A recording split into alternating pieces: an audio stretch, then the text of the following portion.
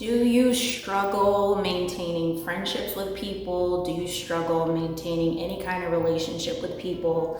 Does it scare you to become close to another person or another group of people? If that's you, then you're going to want to stay tuned for this video because I'm going to be talking about my experience with that, as well as how you can cultivate that without overwhelm and without stress, without anxiety, and what you can start doing to implement today to get to the root of that so you can move forward and actually cultivate healthy, positive friendships and relationships with people and develop a loyal circle in your life. But before I continue, if you have no clue who I am whatsoever, I'm Avishai L, spiritual medium, holistic health coach, and UX copywriter. You guys already know who I am if you keep in touch, but for those of you who are just joining, that is who I am, helping you live a stress-free life through nutrition, lifestyle, spirituality, and beauty. We all deal with stress, so my goal is to help you be well. Make sure you hit that subscribe button, notification bell, and give this a thumbs up if you like the video. As you can see, I'm in a different location than normal. I was traveling for 3 days straight, and I literally went across country. I went to so many different places, and I was like, am I gonna be able to record this video? So I'm happy to be recording this video today because I've been gone. Came all the way from Connecticut to a different place, which I'm not disclosing the location right now. Some people do know, and I'm sure people have told other people, but I'm not disclosing it myself right now. But as you can see, still in a minimalist fashion here, so and this is really what prompted this video, because I actually found a place where there's people who are some people are very similar, they get me, and that's really important. That's what I instill in my clients, is to cultivate such an environment within yourself and without, to where people get you. You want to be around people who you don't have to translate yourself for, because the minute you have to dim yourself or, sabotage yourself, that's a lack of self-love. That's a detriment. Comment down below if you've ever had to dim your light around people, be quiet around certain people. If you weren't able to share your views, comment down below and let me know, how does that make you feel? I've been there where I felt as though I had to not say anything, and that was more so in terms of a religious sense, because I'm all about astrology and zodiac. And I remember being around people who were Christian and didn't believe in astrology and all those things. So it was like, well, if I mention this, it's going to be pointless because you're not going to understand it. So it's not like I was quiet to appease them, because I would still discuss it in my own right, but it was like, what would be the purpose?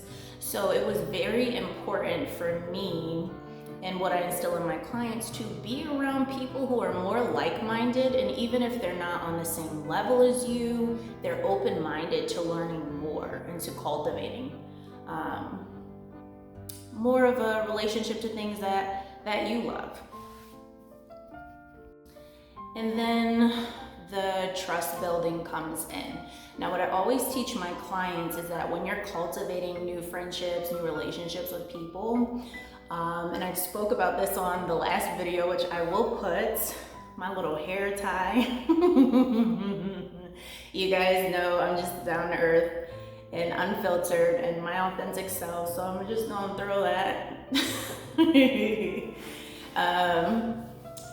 So I discussed what it takes to build trust, and basically I learned this from DMX, which I've discussed in one of my recent videos, is that you don't necessarily put your trust and faith in a person. You have to trust yourself.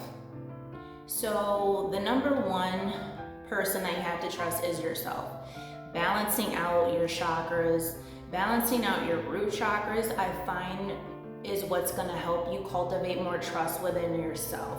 It's believing in yourself. It's affirming what you know. It's having that confidence. And confidence doesn't mean that you know everything on this planet. It doesn't mean that you're the most perfect person, but you're confident within your decisions, within what purpose you're doing on this planet, within your choices, no matter if they're right or wrong. You know, you're on this planet to learn. That's what we're all on here to do. So it's cultivating that trust within yourself first, and then trusting. It's a little different when it comes to other people. Trust people to be themselves. Okay, so I'll say that again. Trust people to be themselves. Someone's always going to show you who they are.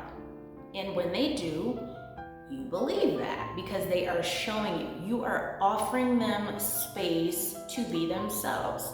So don't go into friendships, relationships, what have you. It's all the same in terms of trust anyway. Having expectations. You know, let people show you who they are.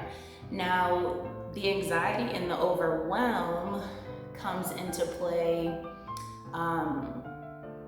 because, you know, everything is not going to be smooth sailing. And that's what I find, like, when I was in high school, I'm just going to give my personal example for this.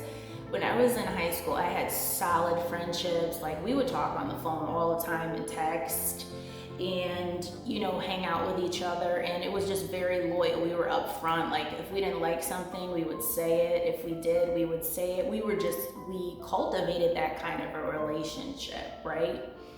And then I went to church and really had to separate from people because it was like, be not unequally yoked. You know, I realized that they wanted to do certain things that I was no longer doing. I'm not like that anymore. I'm not in the church anymore where it's like, you know, stay away kind of thing. But I was for a very long time, very, very long time. And so after I left, it's almost like I forgot how to actually have true connections with people and true friendships. And because I was by myself for the majority of the time, it was like I didn't really want to talk to people every single day. So it caused me to kind of be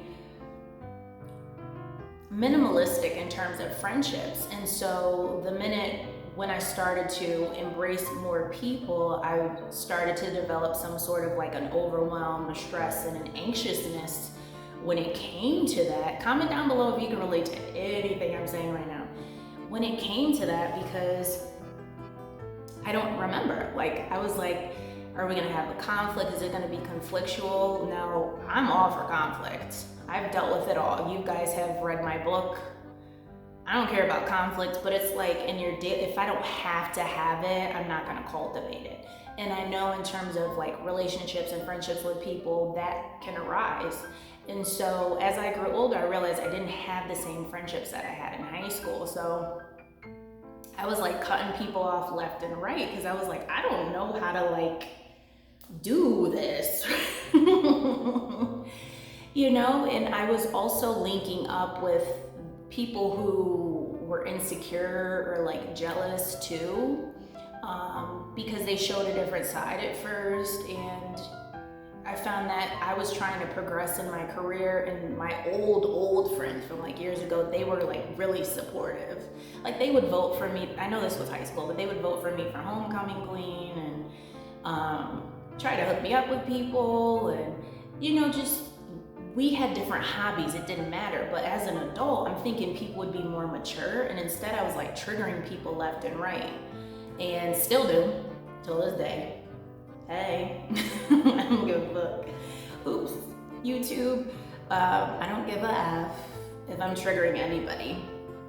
First of all, that shows me that I'm doing something right. And second of all, they're gonna learn, because if I'm triggering you that much, hopefully you learn the lesson, because even if I don't teach you the lesson, Creator, Spirit, and angels are gonna teach you the lesson if you're triggered in a negative way. If you're triggered in a positive way, awesome. So I realized that. So it was very difficult to keep friendships because I was like overwhelmed by them. I didn't know. Like, after years, It's almost like, and I've never been to prison, although people probably wanted me to go. They did in the past. That's a different story. Read my book. I made it out, autobiography. I'm just real with it. And I thank God that I'm not in there because, anyway, I've grown and calmed down a lot. So thankfully I'm out and I'm free. But it's similar to being in like solitary confinement. Like you're in, I'm not gonna say it's similar, but this is just an example that I'm using. Say you're in solitary confinement for like 13 years and then you get out, you don't know how to be around people anymore. So that's how I was with friendships. And a lot of times when people have some sort of anxiety, or I don't have social anxiety, but I've come across clients that have social anxiety, you're just not used to being around people. It makes you uncomfortable because you know yourself. You love yourself. You know what you need and you want. But then when you come around other people, they're different. Their needs and wants are very different. So what I want you to do today, is write down what you expect from people without having the expectation. Let me explain that. Create an avatar of a person. How does this person act? How does this person treat you? What does this person bring to the table? Okay? And it's not that you expect, there's a difference between expectations and expecting someone to behave a certain way. You have expectations on what you want to deal with a person, but expecting anybody to be the way you want them, that's not possible because we're all different. You see what I'm saying? So when you come across an individual that is like-minded, that means you had your expectations. This is why I have my You Are the Interviewer cheat sheet. Comment down below if you want the cheat sheet. I'm going to send it to you. Like I said, I'm moving everything around because I was literally moving. Literally, I've been traveling nonstop. So I've been everywhere. Literally, most places. There's a hand count that I have not been, but I've traveled everywhere, cross country. So let me know if you'd like that cheat sheet. It will show you what you like in yourself that you want in another person. It will show you what you dislike in yourself that you would also dislike in another person. And it also gives you a chance to expect, that's what it is. Expect the behaviors on that paper because that's what you're manifesting out of a person, but not having expectations from other people who are not meant to be in your bubble, okay? Because that's gonna cause a riffraff. I hope I explained that correctly. Like I said, I've been going, so, and I'm also kind of hungry. I just got my food. So I'm gonna go eat in a second. And that's what I love about myself. I'm very realistic, and I'm glad my clients find me and they can also relate to that, because last thing you want is fluff muffinish. You guys know I'm not fluff muffinish. And as I'm saying that, I'm like about to cry a little bit because I'm not able to do my podcast for a couple to a few weeks just because I don't have my equipment to do it quite yet. So I have to have stuff shipped, and everything is being moved around, including myself. So I'm gonna take a couple weeks off from the podcast, but I will return. So there will be no podcast tomorrow. But I hope this video helped you. What you also want to do is look to see if you have any abandonment wounds. Maybe you're not used. That's another thing I wanted to talk about. It's also difficult when you're used to distrustful people. It's like the love from people is too much, because it's almost like they can have control over you in a way, and you can kind of lose your power, and again, that conflict coming in. And so that's what makes people kind of push other people away because of that. It's like it becomes a family You know, and with the family, there's conflicts. There's also, well, I'm gonna say this to you, and that's where your boundaries come in. So, in order to get rid of that overwhelm and anxiety, you want to state your boundaries with people that are in your circle. You want to say, I don't like unsolicited advice. If you have a problem, I'd like for you to say it to me, not sneakily diss or do petty shit. People who do that are just really wimpy. That's an inner child wound, definitely, for sure. I was never like that. I had to confront. So those are various things. So you want to put boundaries in place and then express them, but you don't have to express them. When I say boundaries, I don't mean like, for some people when they hear boundaries, it's like pushing people away, but I'm like, no. If people are pushed away because you have a boundary, then congratulate yourself for setting them and weeding out people who aren't meant for you. Because if you set healthy boundaries and just tell people like what you like, they'll stay. You know, they'll stay and you'll realize they're also a healthy person. Now, if you state your boundaries and people overstep them, then you gotta get rid of them, because that's gonna be very draining, very, very draining. So I hope this helped, this video helped. I will definitely be making more videos. I will see you next Moon Day. Everybody, loverly peacefuls, have a wonderful day, and I will see you next week.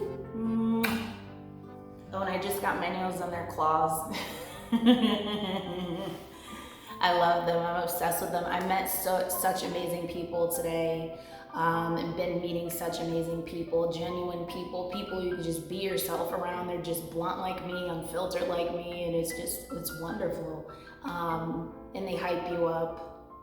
She took a photo of my nails. So I absolutely love them. Very genuine people, not shallow. You can have in-depth conversations. See, that's what I like. You know, so state what you like and remember to be yourself, loverly peacefuls.